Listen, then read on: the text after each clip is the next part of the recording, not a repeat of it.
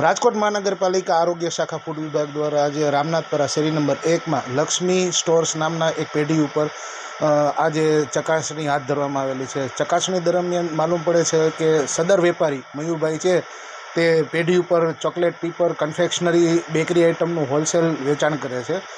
અંદર જતાં અમને માલુમ પડે છે કે ઘણી પ્રોડક્ટો છે કે જેની અંદર food safety and standard act પ્રમાણે જે લેબલ પ્રોવિઝન હોવું જોઈએ લેબલ જ નથી.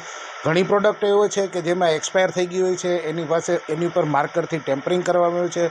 ઘણી ઇમ્પોર્ટેડ પ્રોડક્ટ છે જે ચાઇનાથી ઇમ્પોર્ટ થતી હોય તો ઇમ્પોર્ટર તરીકે ખરેખર એની અંદર ઇમ્પોર્ટરનું નામ, સરનામું હોવું જોઈએ, FSSAI લોગો, FSSAI નંબર હોવો જોઈએ.